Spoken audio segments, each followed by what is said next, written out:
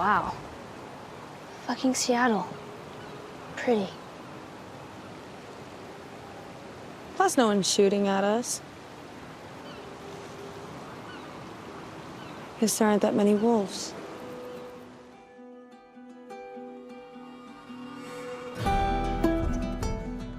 Welcome back to the official podcast for the HBO original series, The Last of Us. I'm Troy Baker, and I played Joel in The Last of Us video games. Here with me today, as always, are the series showrunners Neil Druckmann. Hello, Troy. And Craig Mazin. Hello, Troy. That was very ominous, Neil. Hello. Hello. Hello. I'm excited to unpack episode 3 of season 2. And just for those listening, there are spoilers ahead. So if you haven't watched the episode yet, please, by all means, stop listening to this. Go watch the episode and then come back and join us for the rest of the conversation.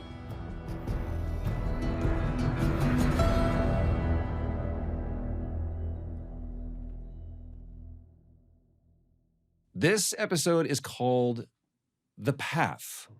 It was written by Craig and directed by Peter Hoare. And I want to point out, boy, we just get right into it. Yeah. Cool. Yeah. So the episode starts with these epic shots of Jackson in the aftermath. Not only the attack on Jackson, but also the attack on Joel. We see this very somber, almost ritualistic thing that's happening between Tommy and someone underneath the sheet that we can assume is Joel. We see the wrist and the watch.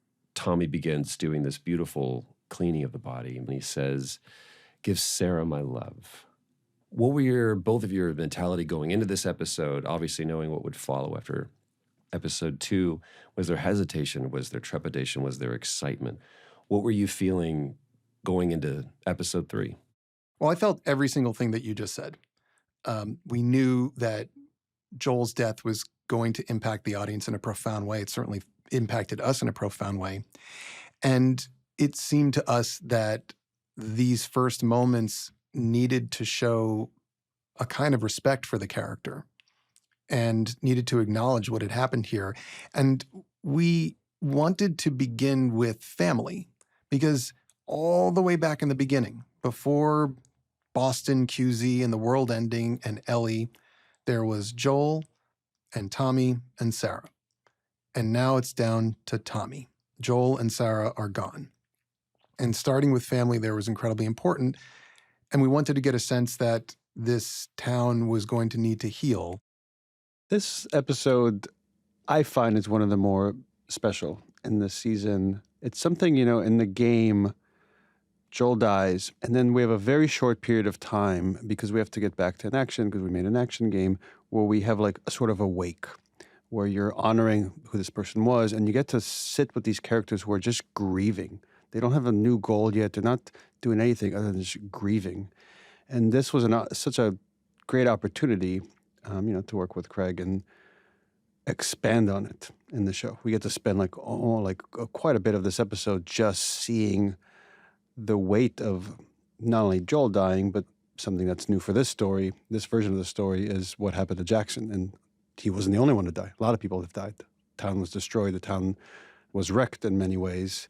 And that scene beautiful scene that Craig wrote with Tommy and Joel, I find it just very moving. And I remember there used to be more dialogue there. And Craig and I discussed it, went back and forth. But that Sarah line does bring it back to the beginning in an interesting way, because there's also something lovely we would like to all believe, which is when people pass away, they're reunited with their loved ones. And the most horrific thing that has ever happened in Joel's life is the loss of his daughter. Out of that beautiful line, "Give Sarah my love," the camera begins to move back. And we see that it's not just Joel and Tommy that are in this room, but there are the bodies of presumably everybody that died in that attack. Well, we care about Joel, and Joel died, and Tommy is taking care of Joel. But look at all these other people. Do they count? What do their families do? What do their brothers and children do? Do they seek justice for what's happened? Do they go out there and find more infected and punish them? Everybody is grieving, but there are certain kinds of grievances and certain kinds of people that when they are consistent with each other, then this kind of potential violence emerges. And that is something that's going to come up over and over, which is to say, why do you get the right to seek and deliver justice while the rest of us do not? And we cut from there straight into another person that was deeply impacted by this death, and that's Ellie. Who is in the hospital, which is obviously overrun with people that need a medical attention because of the attack that just happened, but she's in really bad shape. And this is something that Neil and I talked about quite a bit, which was how to give Ellie time to create narratively the ability for her to have to sit there in her grief and her despair and her anger and take away her ability to do anything about it for a long time, so that we understand that when she finally is released, now she is ready. She has thought it through, at least as best as Ellie can, to do what she thinks needs to happen. But she is forced to live with this. And at least initially here, when she wakes up, we understand that while her body may be healing from what is almost certainly a cracked rib and pneumothorax, her mind is right there in that room watching Joel die over and over. And that trauma is not something that is going to heal as easily as a punctured lung. No question. It seemed to me like, Neil, this is kind of an opportunity to explore the psyche of the character that is impacted by that. Can you talk to me about kind of like the development of this specific scene of finding Ellie in the hospital? Because it's quite different than the game.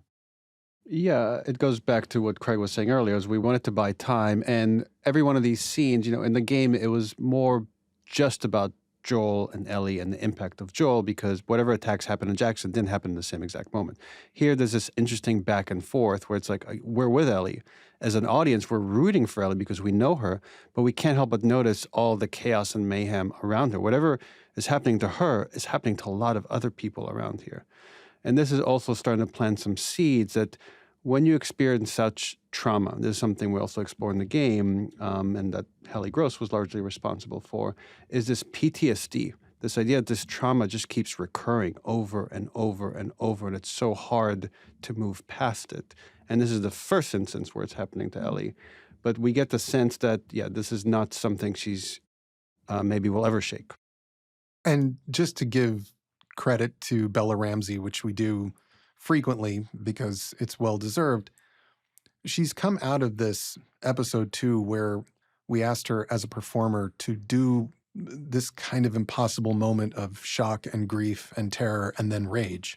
And here we are at the beginning of the very next episode, and we're asking her to do it again, but in this way that is so gut-wrenching.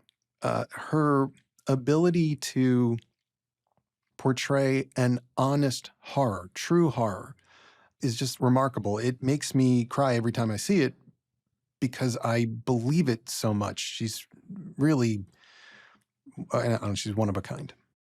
We had this shot in the trailer where she's screaming in this particular moment, and it speaks to how well she's performing here, that everybody thought, oh, this is the moment of the event. Right. This is the moment where Joel dies. And in the way it is and in the way it isn't, right? Because it is happening again in her head, but that's not the exact moment. And there is a powerlessness that is expressed here, which is also very important, to just take Ellie, who's such an active character, who's always impulsive and ready to, I'm going into the supermarket, let's go fight a clicker, let's go do this. And we take it all away. She can't even move. And now what happens when your method of control in the world is taken away and now you are passive and you have to watch this over and over? You can imagine how over the course of 3 months, this is going to ferment in her brain into something that is very dangerous and very angry. And we cut from that moment straight to 3 months later, where now Ellie is raring to go. But there's one more person that she has to see, and that's Gail. When I got home, he was on the porch, and I should have talked to him, but I didn't. Do you regret that? Yeah, of course. But your final moment with someone doesn't define your whole time with them. It shouldn't, but it often does. In my last moment with Joel, he said he wronged you. Maybe bad. What is it that he said that he did? Well, that's the thing. It didn't really make sense. He said, I saved her. Peter Horror directed the episode. Peter and I talked a lot about this scene as a fight, like an action fight, like a fist fight. But take away all the violence and use your words and your wiles and your craft, both of them. And it is such a joy to watch Catherine O'Hara and Bella Ramsey duel like this. And it's very simple. Gail wants to get to the bottom of what was really going on there because she's worried about Ellie. And Ellie needs to convince her that nothing happened. And inside of that, we start to wonder if Ellie isn't just lying to Gail, but also lying to us. She says, yep, that's the thing. I saw him on the porch. I should have talked to him and I didn't. I don't believe her, but maybe I do. It's hard to tell. Gail keeps pressing this notion that Joel wronged Ellie. What is she getting at? Well, she's a therapist. And I think her concern is that somebody has been psychologically damaged. I assume she's seen dozens of situations where children were hurt by their parents, physically, emotionally, sexually. There's all sorts of abuse that occurs, and it can ruin people. And she knows that Joel did something because he admitted it. He admitted that he did something to her. He said, I didn't hurt her. Well, what did you do? I saved her. What does that mean? And all Gail knows is that whatever Joel did, it's wrecking him inside. And Gail also knows that Joel and Ellie are not on good terms. And Gail is incredibly intelligent, Yes. like Ellie, like Maria. And I guess like Maria, she knows Joel has done horrible things before he came to Jackson. He might be a good guy now, but he wasn't always. I mean, just the fact what he did with her husband, which we still don't have the full picture of, something's really dark there. And Gail's primary concern, it's the reason why she has to sign off before Ellie can walk out, is, are you okay? And part of okay is not just, how are you doing now that your father figure passed away 3 months ago? Part of okay is, what did he do? And Ellie, it's hard to tell based on her response. Does she know what he did? Does she not know what he did? Does she care? We don't yet know. And it's pretty clear to Gail that if Ellie knows, she's not saying a damn thing. You definitely see someone who is quite adept at working the system. This is a kid who has been in front of a counselor before, and I say this, then you say this, and then I say this, and you go, okay, and you get me out of here. That specific line that she says where your final moment with someone doesn't define your whole time with them. Let's talk about that as a thesis statement. Ellie's the one who interjects that notion. Well, just think about how many final moments Ellie's already had. The moment with Tess, the moment with Riley, the moment with Henry and Sam. And those relationships meant so much more than those awful last moments, that in order to convince someone of a lie, you have to tell them some truth. And Ellie is very, very smart in that way, in the way she's talking to Gail.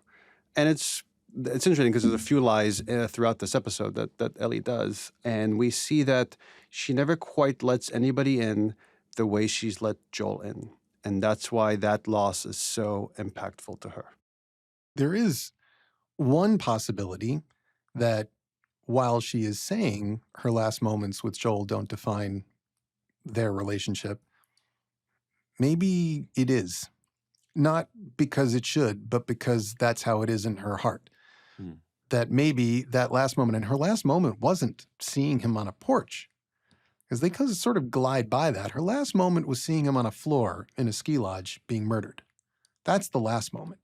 Huh. That's the one that maybe is going to define her memory of Joel. What does she do now if she's locked inside of that? She was locked inside of it when we saw her in the hospital bed. Is she still locked inside of it? She's not screaming anymore, but that doesn't mean she's not still there. We go from the hospital to seeing Ellie alone, going through Joel's house, the house that she shared with Joel. I'm curious for you, Neil, what was that like for you? Again, kind of experiencing that. You had already done it for the game, and now we're going to put this, something that's very important to the game, now into the show. What was that like?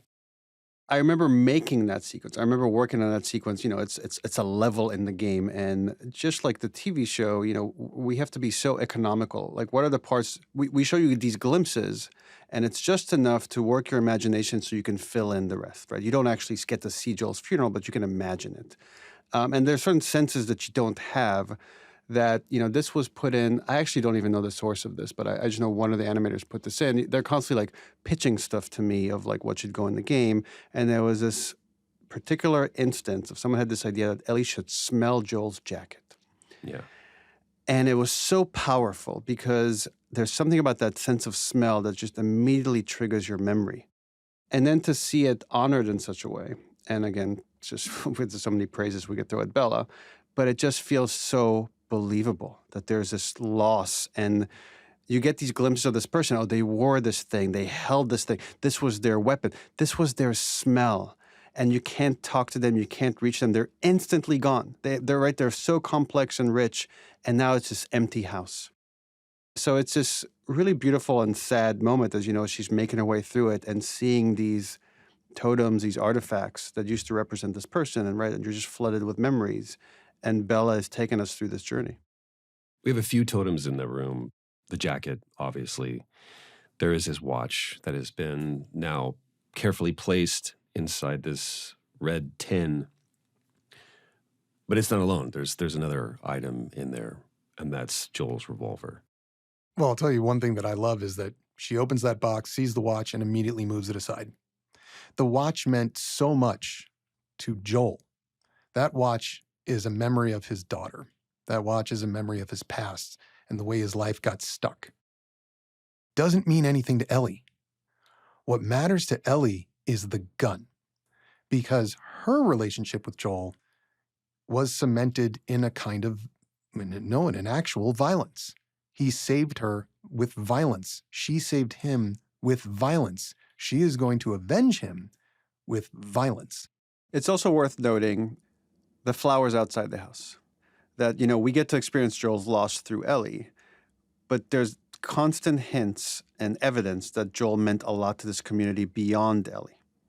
There's this loss that other people, just of Joel, that other people are feeling, and the anger that other people are feeling as well. There's some interesting moments of mystery in this that I enjoy.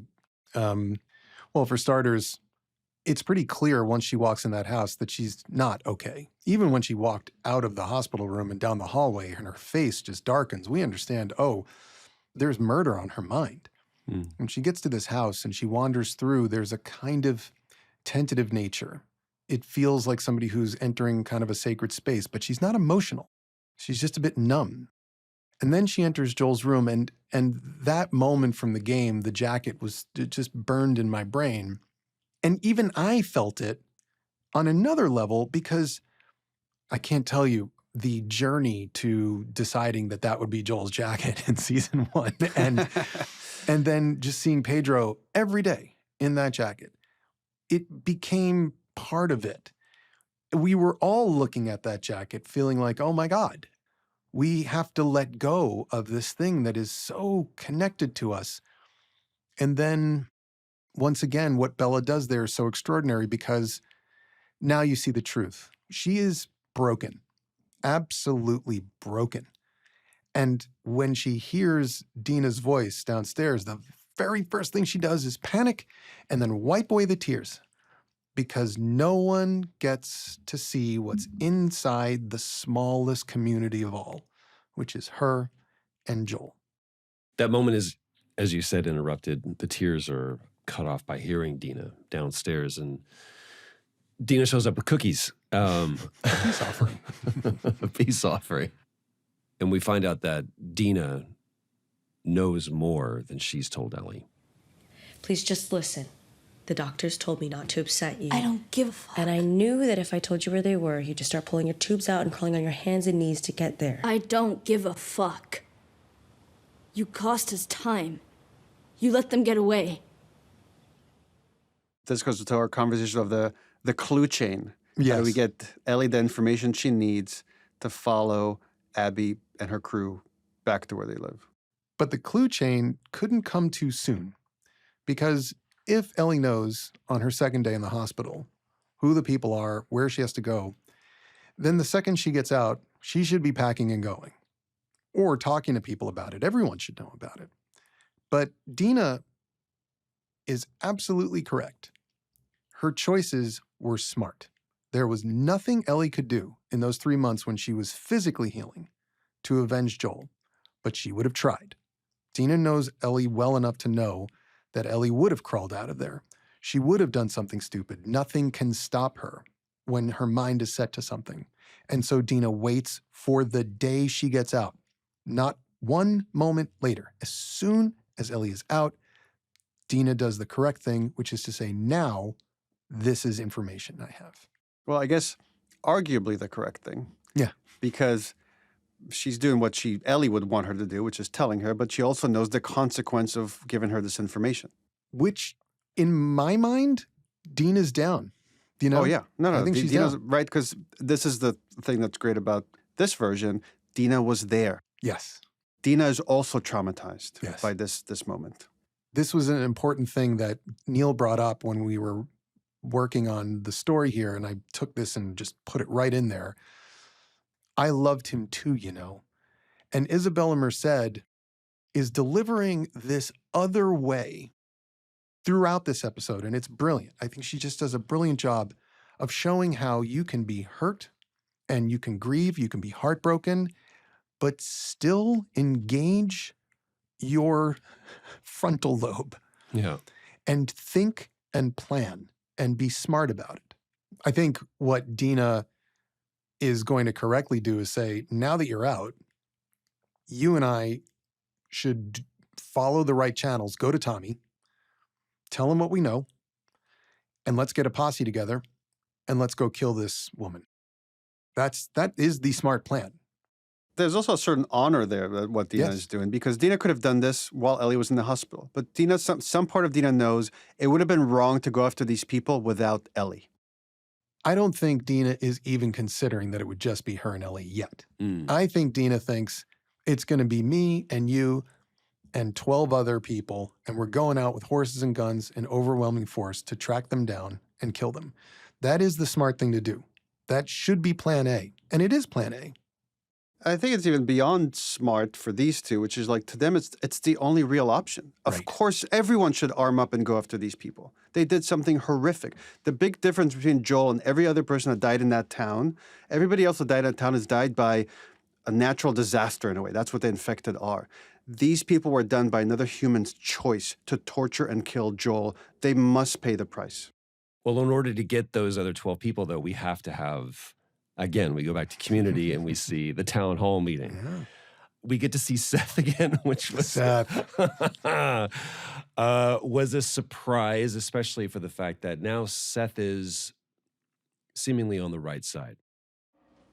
They came into our house. They took one of ours. My God, somebody shoots your brother. You want to take the locks off your doors? Grow up! You idiots. They'll come back. They'll come back because we didn't make them pay.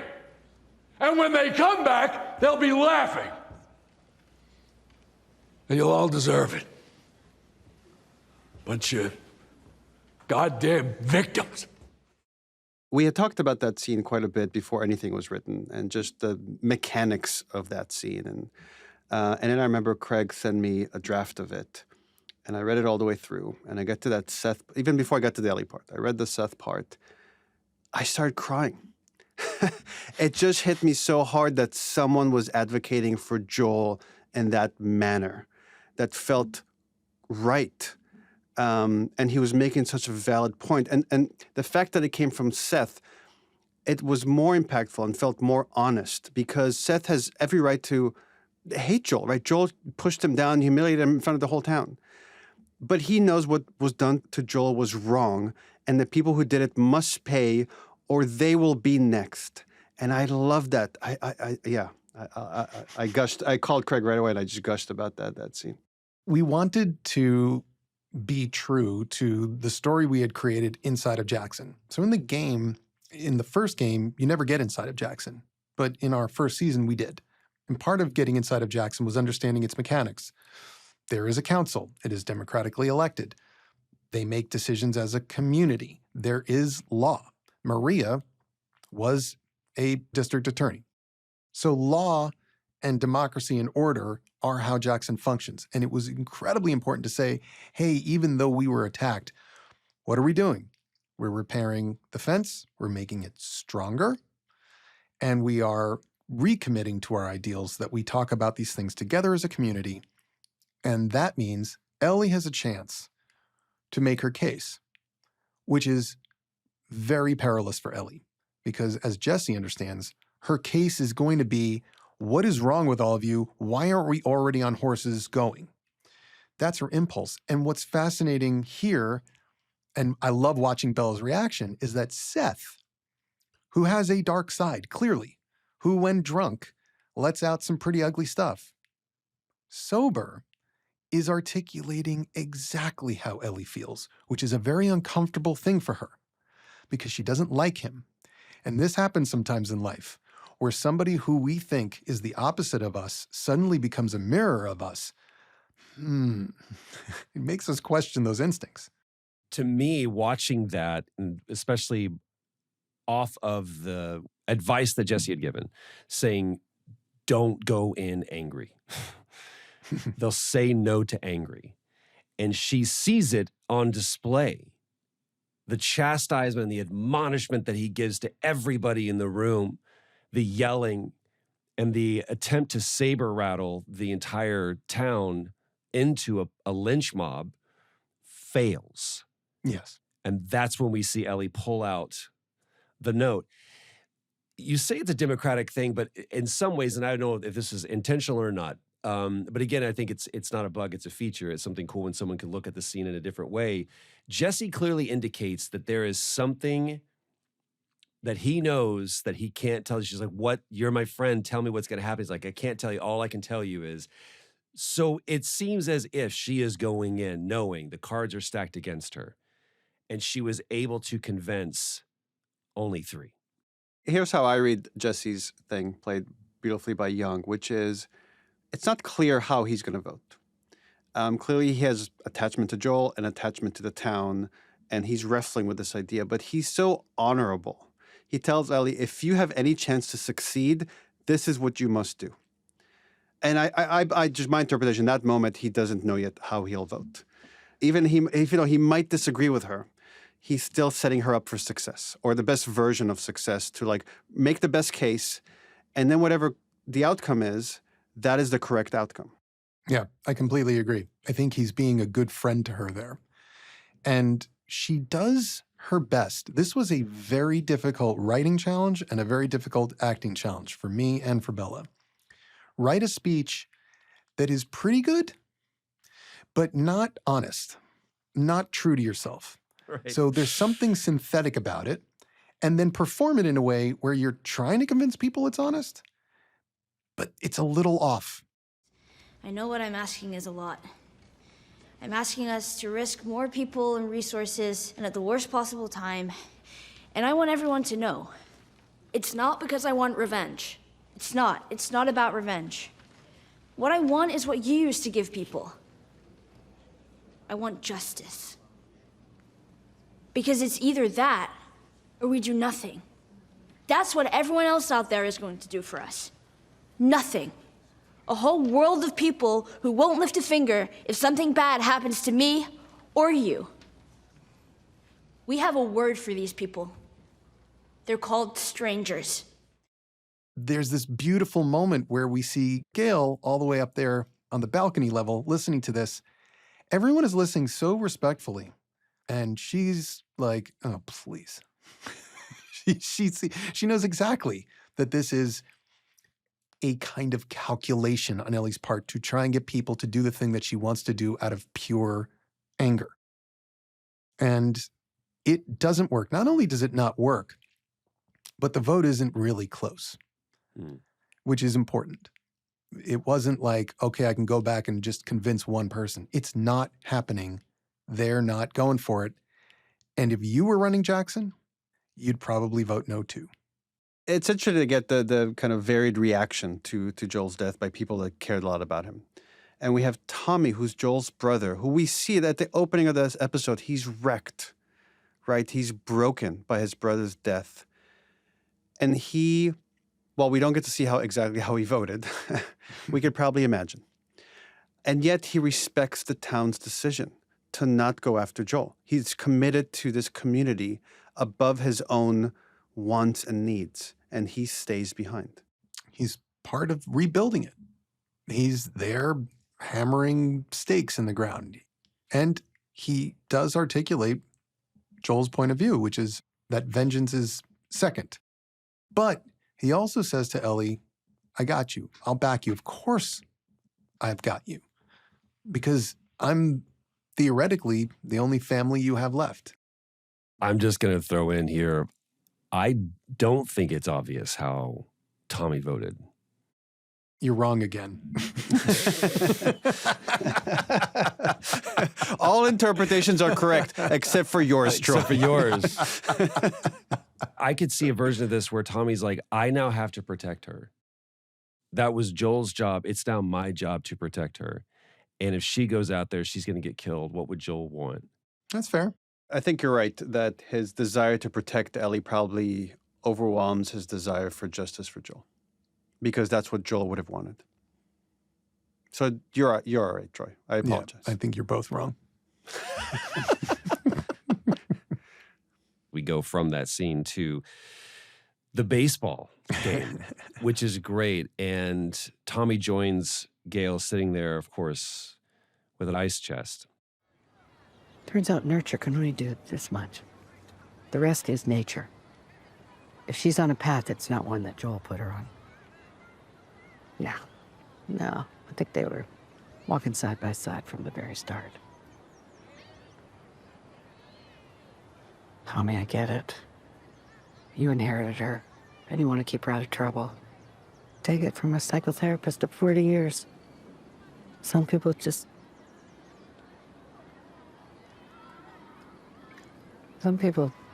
can't be saved. This is sort of the question of the entire thing. What does it mean to be saved? And can it happen at all in this world?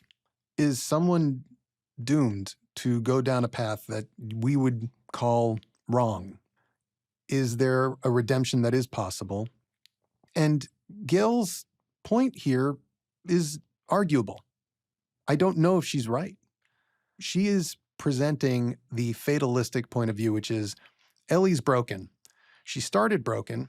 She got more broken. Now she is really broken. So stop blaming yourself for worrying about being responsible for her, fixing her. You can't. She's busted. She might be right, but so much of me wishes that she's not. And that is the question for everything that comes from this point forward.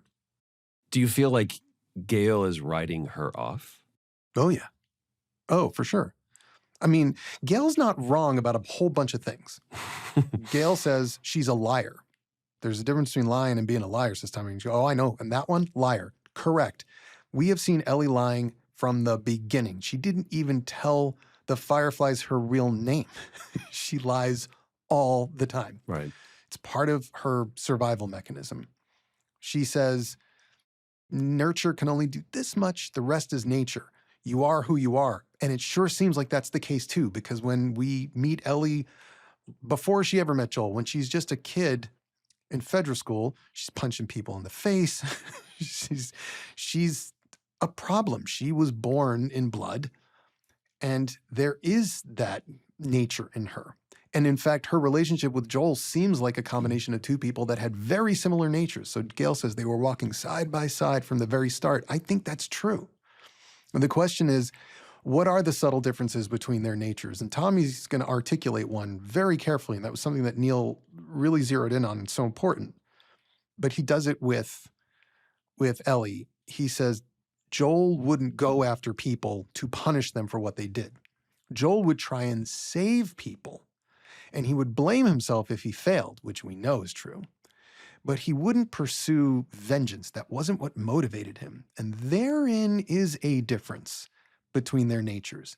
And maybe Gail is zeroing in on that Joel had a secret, something that he did that he was ashamed of and yet needed to do.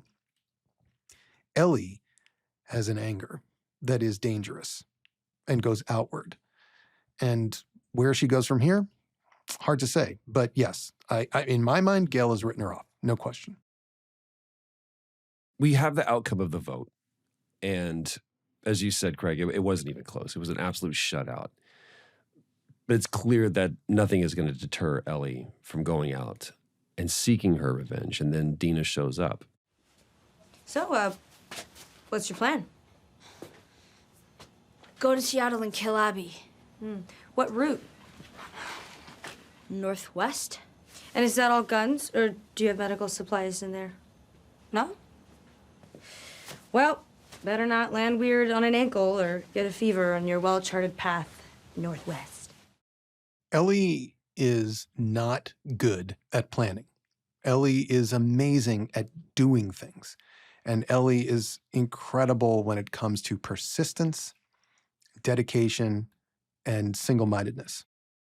And Dina, once Dina sees the outcome of the vote, I think she spends the rest of the day planning because she knows exactly what Ellie is going to do. And sure enough, when she gets there, Ellie's plan is not a plan at all. Her plan is go to Seattle, kill Abby. That's it. Yeah, if Dina got there an hour later, Ellie might have already been gone. Exactly. We make sure people understand how formidable Dina is and how smart she is and how, in fact, Ellie will need her to survive. But we also can see this interesting thread beginning here that started in episode 1, where Ellie has more than a little bit of a crush on Dina. Even saying, we'll share a horse, you can see Ellie's heart skip a beat or two. There is something exciting about the thought of her being able to do this specifically with Dina. There's also a few important things to note. You know, when Dina talks about, you know, she got some of the information about the WLF from Eugene. And she thinks it's not going to be that big of a group, which she turns out to be quite incorrect at the end of the episode. But even with that, it's still an incredibly dangerous mission to go across a section of the U.S. to try to find these people in the city. We don't know what's waiting for us, how many infected are going to be there, any of that. And there's two things that Dina cares a lot about, and it's not clear at this point which one outweighs the other, which is like she cared a lot about Joel, and she saw him get horribly tortured and murdered. And she cares a lot about Ellie, and she would probably die for her. That's how much she loves her. And that's why she's committed to go on this, what should have been a 12-person posse, has now been whittled down into 2 teenagers. Yeah, I guess they are. They're 19, yeah. We've talked a lot about Seth, and, you know, in the game, he is kind of a one-and-done character. But here he does represent a lot more, seemingly. And he stands up, as you said, Neil, he defends Joel in a way that nobody else really has. And ultimately, Seth is the one that helps them escape. Yeah, you know, we show that, you know, Seth has a limp now, that somewhere in that attack on Jackson, he got hurt, probably irreparably. He's played brilliantly by Robert John Burke. And we see actually that he's the one waiting at the gate. He is the one that Dina has been talking about that's going to give them the supplies that they need to seek out their revenge, to seek out justice. And you get the sense that if his leg was okay, he'd be riding along with them. That's how strongly he believes in it. There's, to me, a fascinating moment where he puts out his hand to shake. And she doesn't like him. Even after his defense of Joel in the town meeting, she's not going to forgive this guy. but then he's done this thing to help them. He puts his hand out, and there is a pause. And then she puts her hand out, and they shake their hands in this kind of classic masculine, concession. And I think of it as concession. And this is interesting because Ellie is an us or them, black and white, good and bad, me and you sort of person. And Seth has screwed that up. And I think she's very conflicted here. It is that weird thing of thinking you are them and then suddenly, but you look a whole lot like us. So what does this say about me? Early in the episode, Tommy says, we buried them outside of town. And she says, I'll go see him on my way out. Well, on my way to Seattle is when I'll go see him. And we get that moment. First of all, I could ask you why so far away from town. Most towns have a graveyard inside. Yeah. I think they picked that spot because it was beautiful. They live in an unpopulated Wyoming, which, by the way, currently is barely populated. Wyoming is the least populated state in our nation. It's got the most, I think, other than Alaska, it's got the most space per person. So there's a lot of land, and they can choose. And I think that they don't want to have a graveyard inside their fences. I think they want to use that space carefully. And I think so many people die in this world so often that the inside of your town will slowly become all cemetery. Yeah. So you don't want to ride over this every time you go out on patrol. You want to pick someplace that feels sun-kissed and warm and beloved by God above. And let's keep death out. Yes, and let's keep death out. We get this beautiful, as you said, this sun-kissed area. This is nice. This is where they would, quote, want to be. Yeah. And we find Ellie at Joel's grave. And she places something very specific at his grave. The coffee beans. Yeah, this is different from the game. I always tell Craig, if we're going to change something, it better be really good. This is really good. In the game, she kneels by the grave and she picks up the dirt and she touches the earth as if like the dirt is some connection to him. Again, graves are it's a weird thing if you think about it. There's like this body there, but consciousness is gone. But you're somehow using this location to try to communicate with this person. Again, there's no way to really talk to them anymore. And she leaves him this gift, these coffee beans, because coffee meant so much to Joel and became this rare thing after the outbreak to find. And we see this little smile on her face. It's this just really beautiful moment. This is a chance for all of us to say goodbye. I think as viewers, we are pretty much where Ellie is. I think people have been hopefully looking forward to this episode, but it's been a rough week since what happened. And when it begins, we're all in that space of just ripped up. And by this point, my hope is that everybody can kind of be where Ellie is, which is to say heartbroken, but quietly and calmly saying goodbye on our way to avenging him. And I love the idea of coffee beans because she didn't like coffee. She thinks it tastes like burnt shit. And she never got it. This was for him. This was a him thing. And the smile that Bella does there that turns into this, it's different. It's not screaming. It's not crying anymore. There's tears in her eyes, but they're not rolling. This is a next level of grief. This is the long pain, the long ache. Not the acute misery. And she does still put her hand on that dirt because I think it's so beautiful. And then we all get to say goodbye to him. And I thought it was important to honor him. We love Joel. And it hurt all of us. Sometimes stories go this way, where you create heartache on the journey of narrative to arrive somewhere that is hopefully better or healed or meaningful. Okay, but I have a stupid question.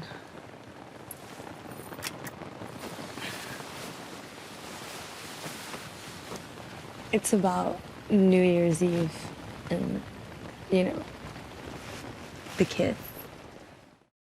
Dina is engaging in behavior that I would describe as tricky and a little manipulative. Dina says, who are you taking to the dance? You should take Kat.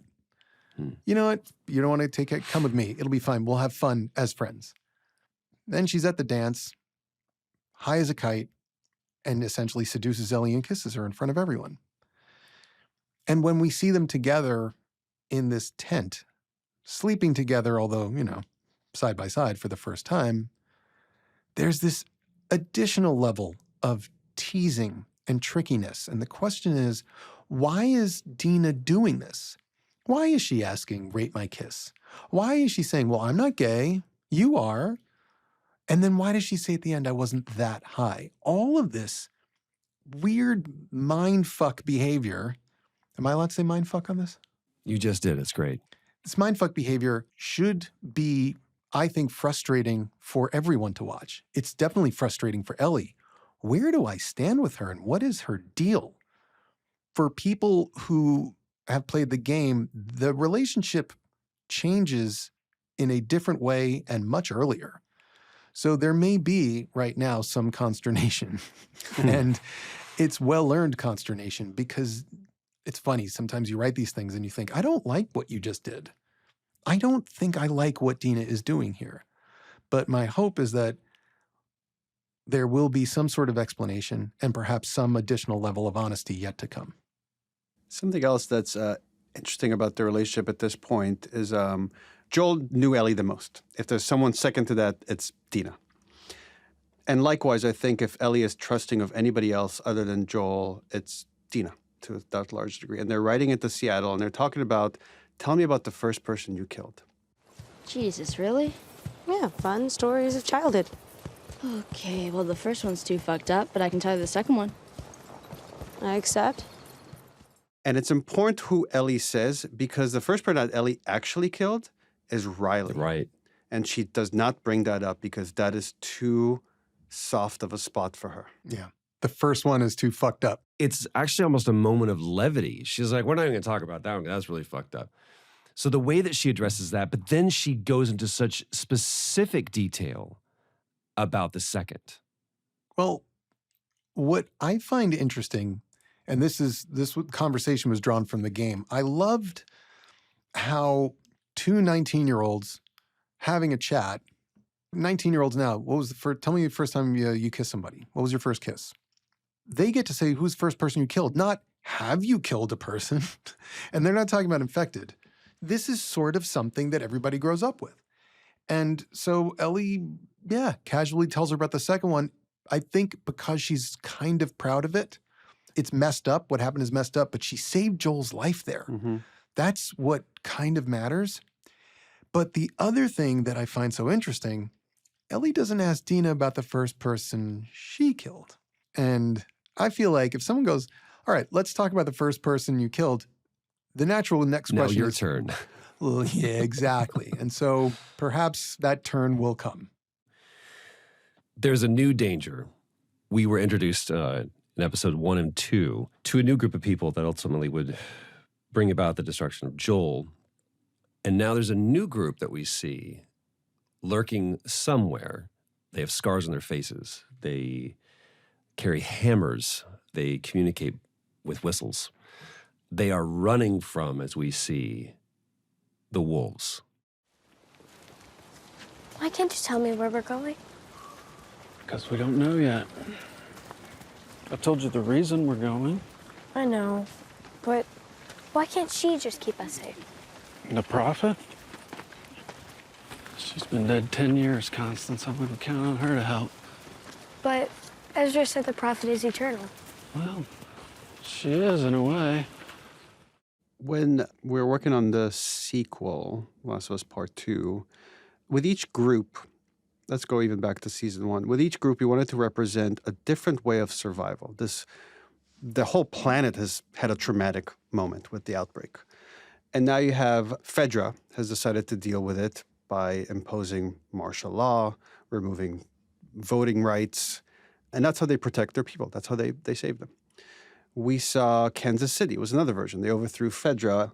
They were hunting people down. Again, they didn't quite have the rule of law of Fedra, and we'll get into another group that's similar to that. Then we had David's group, which again, we saw a hint of like, okay, here is like a religious fanatic and how he leads his people and ultimately leads them to cannibalism. And we were very curious about what if we leaned even more into the religious aspect? What if, like, in the outbreak, a different kind of religion arose? There was some leader that through their scriptures, through their teaching, through their philosophy, was able to protect a large group of people. And then, like many cults that often become religions, those ideals then evolve and change and have turned this group that refer to themselves as the Seraphites. And they have certain rituals, which is why you see the scars across their face, which is why they dress the way they do. They're sort of Luddites, it seems like. They're carrying bows and arrows and hammers, as you said. But we'll get to see this other group that has survived through their belief system that has kept them alive, and that's why they lean so heavily into it. This is our first view of Seattle, or at least Seattle adjacent. And we meet these people who seem quite kind and quite peaceful. They're refugees. They are leaving a war. They're fleeing a war zone to try and find peace. And they are led by a father and a little girl, which seems very, very familiar. And the way they talk to each other has that kind of true lived-in father-daughter thing. I mean, Neil always talked about Cormac McCarthy's The Road and how influential that was on The Last of Us. And I remember reading The Road and thinking, if there's one thing that Cormac McCarthy got right, and there's about 1 billion things he got right in that, it's that children never stop asking goddamn questions. It goes on and on and on. Question, question, question, question. And this little girl has that curiosity, and he's doing his best. And I love them. When she gets that hammer, that look of joy, and then in a very fatherly way, the little lesson he gives her, which is, guess what? The hammer's not going to work. Distance. We got to get away from the bad people. And then there is that warning, and he hides with her, and she says, demons? And he says, wolves, which is almost worse. But what are the demons? And what's going to happen to them? I mean, I don't know about you, but when I meet them, I'm on their side. Well, especially when we find them later in the episode and we see the aftermath of these wolves and what they did, and so much so that it causes a very interesting reaction to Dina. She throws up. She says it must have been the smell. I mean, that is a moment from the game that is changed somewhat. I think in the game, you encounter a dead horse and some That's correct. dead infected possibly, and that smell does it, and here it's this. But it's the same thing, and it is a bit confusing for Dina and for Ellie.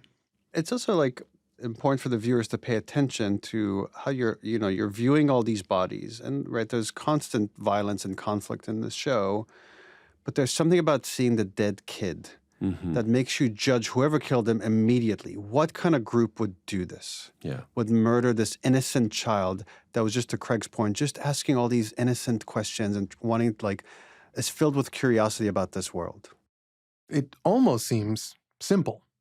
Seattle seems maybe like there are good guys and bad guys. You know, let's see. That's how we end this episode, actually, is seeing our first kind of look at Seattle in full force, with the wolves on parade, tank and all, which is where we will pick up next week's episode. This has been the official podcast for the HBO original series, The Last of Us. Our senior producer is Emmanuel Hapsis, our producer is Elliot Adler, and Darby Maloney is the editor. This episode was mixed by Raj Makija. Our executive producers are Gabrielle Lewis and Barry Finkel. Special thanks to Becky Rowe, Allison Cohen, Aaron Kelly, and Kenya Reyes from the Max podcast team. Production music is courtesy of HBO, and you can watch episodes of The Last of Us on Max. Make sure to join us next week when we talk through Season 2, Episode 4.